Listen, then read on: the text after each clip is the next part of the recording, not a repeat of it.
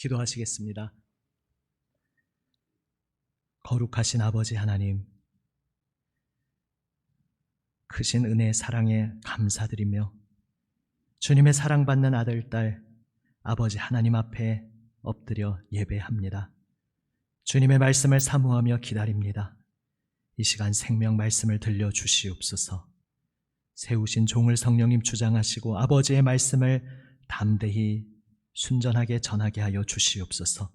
생명 말씀으로 사랑하시는 하나님의 아들, 딸, 그 심령을 새롭게 하여 주시고 주 예수님과 함께 일어나 주님의 길을 따르도록 새 힘, 평강, 기쁨으로 충만케 하여 주시옵소서. 우리 구주 예수 그리스도의 이름으로 기도드립니다. 아멘. 할렐루야. 아멘.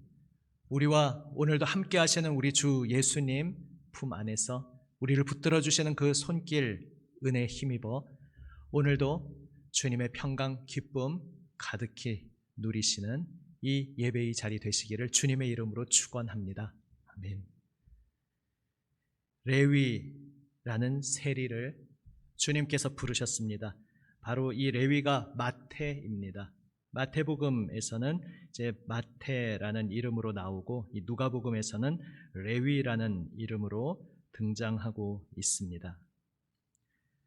그는 세리였습니다. 다시 말해서 이방 유대인들, 경건한 유대인들이 죄악시하고 부정하다 여기던 그 이방 세력, 로마 제국 권력에 빌붙어서 사람들에게 고통을 떠안기던 그러한 인생을 살고 있던 사람입니다. 그런데 바로 그가 오늘도 부지런히 그 세리의 일을 하고 있던 그 현장에 주님께서 찾아오셨습니다. 그리고 그를 바라보시며 그를 부르셨습니다. 나를 따르라. 복음서는 앞뒤 전후 맥락의 자세한 이야기는 생략하고 있습니다. 아마도 레위가 그 전에 예수님을 바라보고 지켜보고 그분을 목격한 어떤 배경이 있었을 것입니다. 또 그분에 대한 이야기도 들었을 것입니다. 하지만 그것이 중요한 것이 아니라 복음서에서 그저 강조하고 초점을 맞추고 있는 것은 예수님의 부르심 앞에 그가 응답하며 그분을 따랐다는 것입니다. 특별히 어부 제자들이 따랐을 때와 마찬가지로 강조하고 있는 것, 모든 것을 버리고 예수님을 따랐다 말씀하고 있습니다.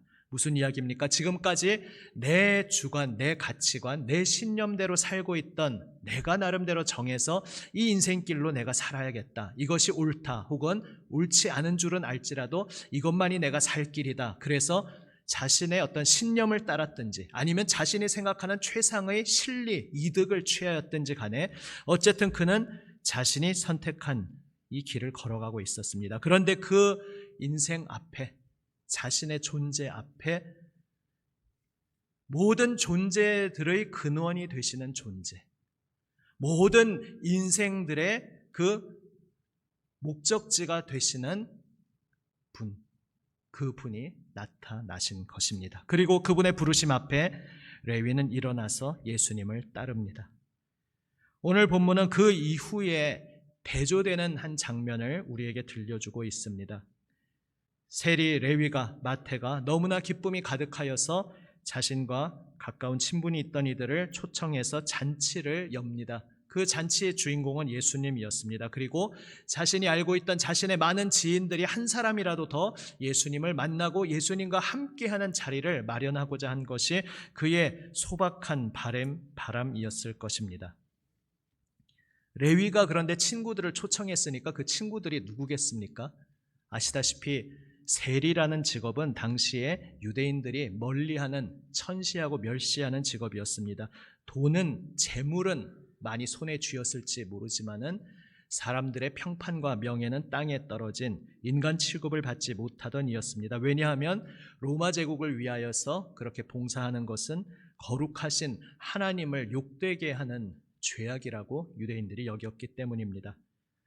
레위가 초청한 친구들은 또 다 세리들이었습니다. 그리고 그 소위 우리말로도 끼리끼리 모인다고 그 비슷한 어디 다른 곳으로부터 평판이나 명성은 더 이상 기대할 수 없는 인생들, 그래서 그냥 더 이상 다른 갈 길이 없어서 자신이 걸어가고 있는 그 길로밖에 갈 수밖에 없는 그러한 사람들이 모였습니다. 그러한 사람들을 한마디로 바리새인과 서기관들은 죄인이라는 단어로 규정하고 있습니다.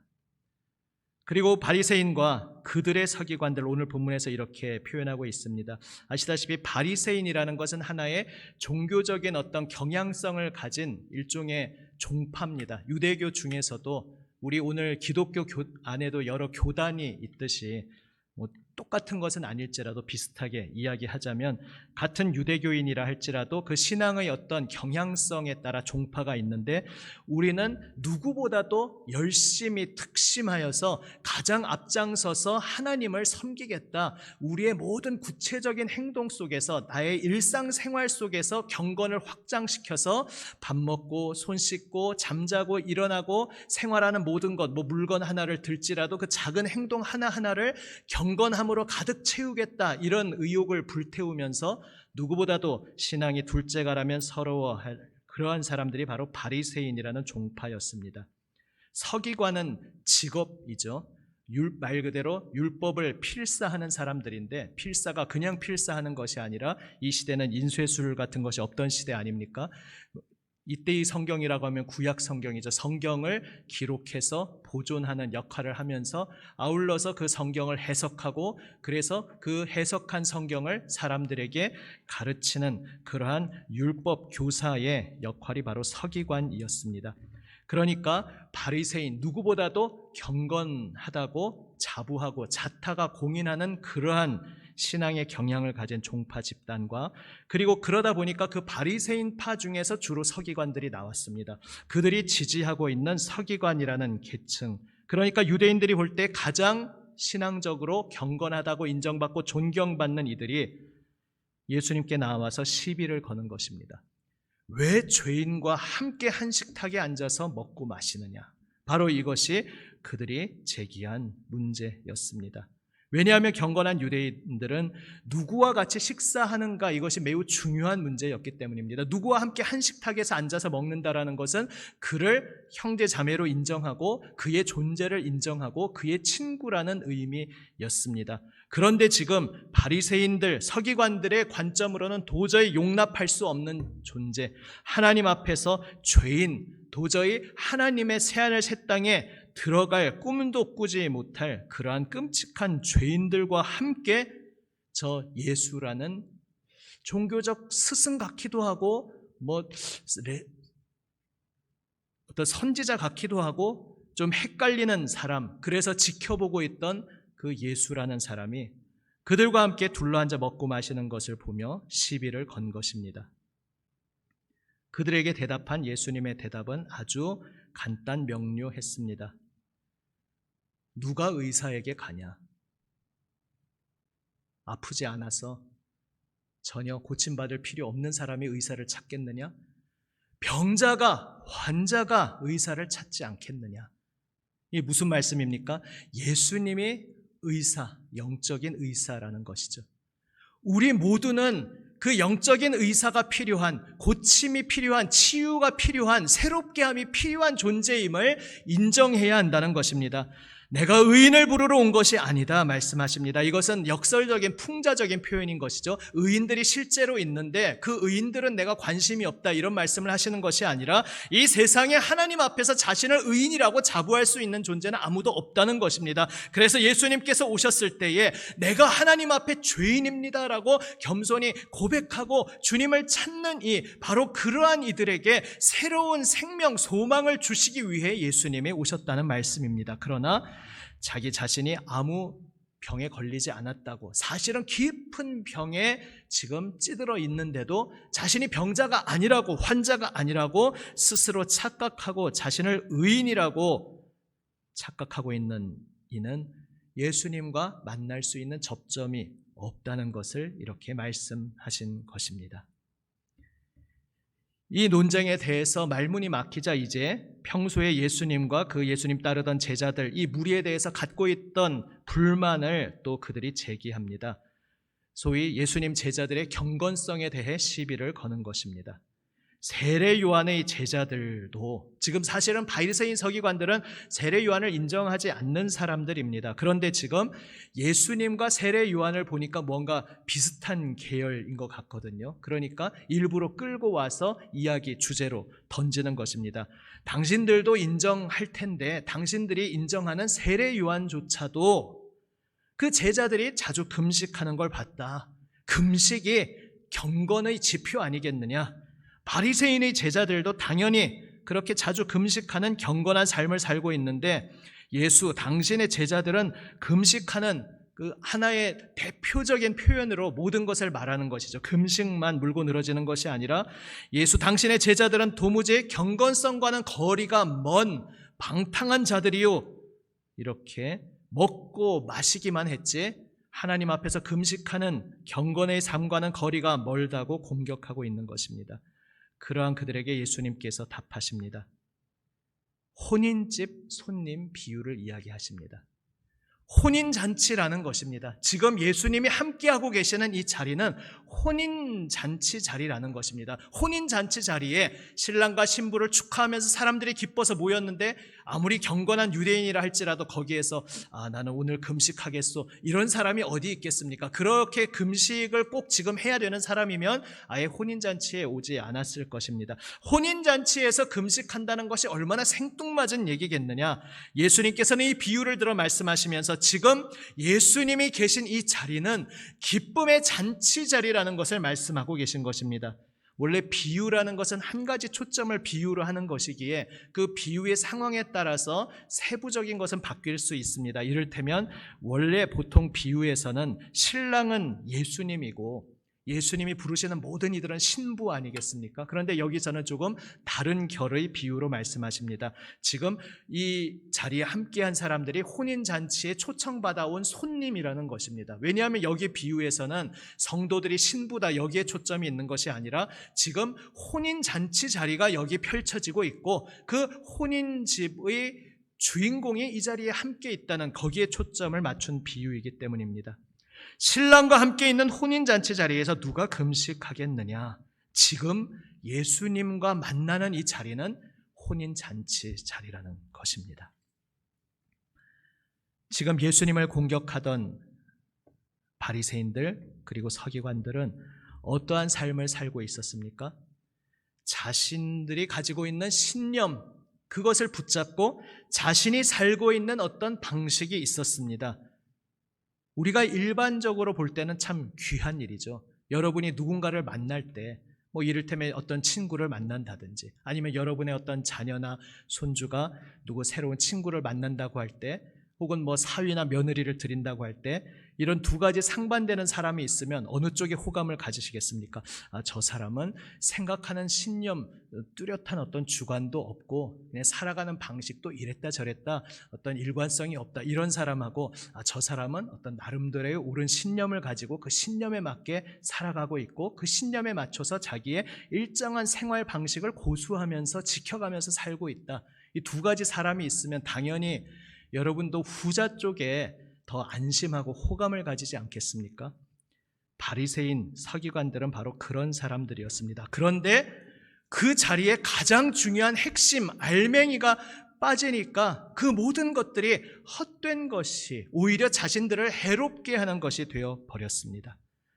내가 가지고 있는 신념, 그 신념에서 나오는 나의 삶의 방식, 그것을 고수하는 것이 다 좋을 수도 있지만 그 중심 혹은 그것을 떠받치는 기초에 하나님이 계셔야 하는데 시작은 하나님과 함께 출발했을지도 모릅니다. 신구약 중간사 이야기에서 나오는 것이지만 이 바리새 종파라는 이들이 출발한 지점은 굉장히 선한 의도에서 출발한 것입니다. 당시에 이방 세력, 그 제국의 압박 하에서 이방의 문화들이 섞여 들어오는 속에서 우리가 이렇게 정체성을 잃어서는 안 된다. 하나님 백성의 정체성을 우리가 지켜야지 하면서 일어났던, 말하자면 소위 평신도 각성 운동이 바리새파로 이어진 것입니다.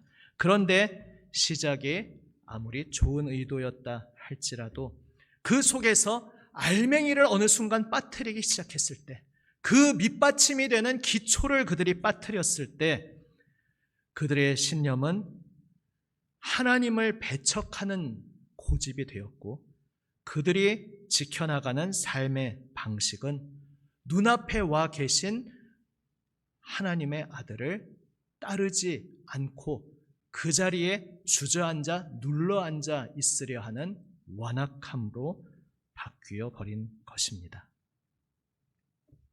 물론 이 반대 극단의 사람들이 있을 수 있습니다. 본문에 표면적으로 나타나지는 않지만 우리는 항상 이런 주제가 나오면 그 반대 극단을 생각하게 됩니다. 바로 이러한 사람들, 이렇게 자기 신념과 자기 삶의 방식에 틀에 박힌 것에 대해서 상처받고 그것에 대해서 거부감을 갖게 되면 또 반대 극단으로 튀어나갈 수 있습니다. 아이고, 사상 잘났네요. 당신의 그 신념 참 잘나셨네요. 그렇게 당신은 옳고 바르게 사세요. 나는 그냥 실리, 내 인생에서 정말 뭐가 진짜 중요한지 실용적인 실리를 나는 추구하고 살겠어요. 당신들은 그렇게 자기 신념대로 옳고 바르게 하지만 딱딱하게 재미없게 사세요. 이렇게 또 반대로 튀어나가는 경우가 있습니다. 둘 다 하나님 앞에 나아가는데 자신을 가로막는 장애물에 덫에 잡혀 있는 마음인 것입니다. 레위라는 세리도 처음에는 그런 인생을 살아왔던 사람입니다. 모든 동족으로부터 손가락질 받는 불명예스러운 삶을 누가 살고 싶겠습니까? 설령 돈을 좀 벌고 로마 제국의 권력을 등에 업는다고 해도 처음부터 그런 인생을 누가 택하고 싶겠습니까? 그런데 어떻게 떠밀리다 보니 선택의 여지가 없게 되었고, 이왕 이렇게 된 거 그는 노선을 확실히 정했습니다. 저 바리새인들 겉으로 고상한 척하고 하나님 잘 섬기는 척하지만 내가 보니까 그 속에 더러운 것들이 가득하더라. 그런 위선적인 삶을 살 바에는 그냥 나는 앞뒤가 똑같은 사람으로 내 마음대로 내 자유로 내가 원하는 내 모든 것을 마음껏 펼치면서 살겠다. 나는 실리와 이득을 붙잡으면서 살겠다. 이렇게 오직 요즘식으로 말하면 돈 버는 것 혹은 무언가 경제적으로 성공하는 것, 여기에만 모든 초점을 맞추며 나아간 그런 인생이 되었던 것입니다. 그런데 그 폭주하는 인생 앞에 한 분이 오늘 나타나신 것입니다. 그리고 거두절미하고 그 속에서 사실은 그 마음 깊은 곳에 갈등과 고민이 있었던 것을 우리는 보게 됩니다. 그 앞에 나타나신 예수님 앞에서 자신은 지금까지 애써 부인하며 뒤돌아보지 않고 외면했던 문제, 다른 사람들을 비웃으며 거꾸로 멸시하면서 너희들은 나를 멸시하지만 내가 되돌려주겠다. 내가 너희 모두를 멸시한다. 요즘에 뭐 그런 표현이 있다 그러지 않습니까? 너희가 나를 왕따시키냐? 내가 너희 모두를 왕따시키겠다. 이런 식으로 너희 위선적인 것들하고 난 상종하지 않고 그냥 나는 내 실리를 취하며 살겠다. 이렇게 걸어왔지만 그 속에서 진정한 인간됨, 온 세상을 창조하신 하나님이 우리에게 주시는 진리, 참으로 인간이 인간답게 보람을, 의미를 가지고 살 수 있는 어떤 가장 핵심적인 것을 사실은 내가 놓치고 있었다는 것을 그는 늘 마음 깊은 곳에서 고뇌하며 번민하고 있었던 것입니다. 그러한 가운데 그가 멸시하고 우습게 여겼던 그러한 경건한 척하는 사람들과는 완전히 다른 한 분을 만난 것입니다. 그리고 그 예수님 앞에 그는 마침내 엎드립니다. 내가 지금까지 고집에 맞서서 받아들일 수 없는 나에게 상처 준 그 고집들에 맞서서 나도 각을 세우고 또 다르게 일으켜 세웠던, 붙들고 있었던 나의 또 다른 고집, 그 모든 것을 내려놓고 그는 고백합니다. 저에게는 주님이 필요합니다. 예수님을 보며 빛을 발견한 그는 예수님이 주인공 되시는 혼인잔치의 기쁨에 참여하게 된 것입니다. 예수님께서 왜 이 땅에 오셨습니까? 온 세상을 생명의 기쁨의 잔치자리로 만들어주시기 위함입니다. 그리고 주인공 되신 그 예수님이 열어주신, 펼쳐주신 그 잔치에 참여하면 내가 붙잡고 있던 그 고집, 거룩한 척하던 고집이나 아니면 그것에 맞서서 그냥 자유롭게 솔직하게 살겠다라고 하면서 세웠던 또 다른 고집이나 내 모든 고집을 다 내려놓고 오직 예수님 앞에 겸손히 엎드릴 때에 예수님께서 우리에게 베풀어 주시는 그 생명과 기쁨의 혼인 잔치 자리에 우리는 참여할 수 있게 되는 것입니다. 사랑하는 여러분, 인생에 두 길이 있습니다. 사실 오늘 이 본문의 주제는 이제 나중에 오후 재직 수련회 그리고 재직 헌신 예배와 재직 수련회로 계속 이어질 주제입니다. 지금 오늘 이 한 가지를 오늘 이 예배 시간에 붙잡고 주님 앞에 엎드리기 원합니다. 신앙인 그리스도인으로서 산다는 것은 바로 예수님이 옳습니다. 예수님의 그 길이 생명길 되십니다. 바로 고백하는 것입니다. 내가 붙잡고 있었던 것, 위선 가운데 혹은 상처받아서 반발 가운데 어떠한 동기가 되었든지 내가 붙잡고 있었던 그것들을 하루하루 하나씩 내려놓으면서 예수님이 진리가 되십니다. 예수님의 길이 참된 유일한 생명길이십니다. 고백하는 것이 바로 우리가 신앙인 그리스도인으로서 산다는 것의 의미입니다.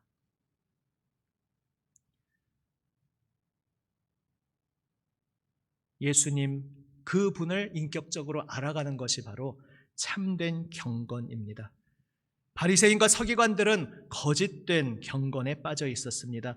자신의 신념을 고수하고 있었지만 그 신념은 이미 하나님과 연결되어 있지 않아 딱딱하게 화석화되어 굳어져 버려 있는 그러한 거짓 경건, 껍데기만 남아있는, 겉틀만 남아있는 그러한 알맹이 없는 경건이었습니다. 그러나 참 경건은 어떤 고정된 문구에 매달려 있는 것이 아닙니다. 참된 경건은 살아계신 예수님이 나의 기준이 되는 바로 그러한 경건인 것입니다. 이제 나중에 신랑이 빼앗길 날이 올 것이다. 예수님께서 말씀하십니다. 이것은 예수님께서 무슨 말씀을 하시든지 계속해서 처음부터 십자가를 암시하고 계시는 바로 그러한 맥락의 말씀입니다. 그러니까 여기서 그리스도인들이 지금은 금식 안 하고 있었지만 나중에는 금식할 거다. 금식할 때와 안 할 때를 무슨 이렇게 규격화시켜서 말씀해 주시는 그런 말씀이 아니라 지금 이곳이 혼인잔치 자리인데 잠깐 후에 이제 십자가 사건이 일어날 것을 미리 암시하고 계신 것입니다. 그리고 지금 우리는 그 두 가지가 혼재 공존되어 있는 바로 시기를 살고 있습니다. 신랑을 빼앗긴 자리, 신랑이 이 세상으로부터 배척받고 그래서 십자가에 매달려 죽은 온 세상으로부터 거부당하고 있는 시대를 우리는 살고 있습니다. 그런 면에서 우리는 오늘 이 시대에 금식하며 주님을 간절히 바라보며 깨어진 마음으로 간절히 주님 앞에 엎드립니다. 그러나 여전히 또한 우리는 동시에 우리 안에 살아계신 예수 그리스도 그분이 펼쳐주고 계시는 혼인잔치에 함께하고 있는 존재입니다. 그래서 예수님과 함께하고 있는 혼인잔치의 기쁨의 자리로 오늘 우리가 초청받고 있는 것입니다. 우리를 위해 십자가에서 죽으신 주님, 그 십자가 앞에서 우리는 겸손히 가슴을 찢고 그 앞에 엎드리면서 그 십자가의 죽음을 통해 바로 우리의 모든 죄와 죽음의 권세를 깨트리시고 우리를 구원하시고 우리의 생명이 되시어 부활하시어 오늘도 우리와 함께 동행하고 계시는 그 주 예수님과 함께 살아가는 혼인잔치 자리에 우리는 부름받아 있는 것입니다. 주님의 사랑받는 여러분, 여러분의 인생 지금 많은 무거운 짐이 있으실 수 있습니다. 내가 감당할 수 없는 무거운 과제, 숙제, 힘겨운 풍랑 가운데 소용돌이 속에 힘겨워하고 있으실 수 있습니다. 그러나 기억하시기 바랍니다. 바로 그 자리에 함께 하시기 위해 예수님께서 오셔서 십자가에서 죽으셨고 바로 그 자리에서 하늘로부터 오는 그 무엇도 빼앗을 수 없는 참된 평안과 기쁨을 주시기 위해 예수님께서 부활하셔서 오늘도 우리와 함께하고 계시다는 사실을 기억하시고 믿으시기를 바랍니다. 두 갈림길이 있습니다. 그 예수님을 외면하면서 아니 머리로는 예수님 믿는다고 입술로는 말하지만 내가 고수하고 있는 것을 여전히 붙잡고 내가 살아가고 있는 삶의 방식을 계속해서 붙잡고 예수님과 정작 함께 걸어가지 않는 그러한 하나의 인생길이 있을 수 있습니다. 그러나 주님께서 우리를 부르시는 참된 생명길은 주님이 오르십니다. 주님의 뜻 앞에서 오늘도 제가 붙잡고 있던 것을 내려놓습니다. 고백하며 주님을 실제로 따르기 시작하는 인생인 것입니다. 오늘 이 말씀 가운데 함께하는 하나님 사랑받는 여러분, 예수 그리스도의 부르시는 음성에 온전히 응답하며 내가 붙잡고 있던 것들을 하나하나 내려놓고 주님께 풍덩 뛰어드는, 주님이라는 그 깊은 생명의 호수에 풍덩 뛰어들어서 그 주님의 품 안에서 참된 자유와 기쁨을 누리는 우리 모두가 되시기를 주님의 이름으로 축원합니다. 기도하시겠습니다.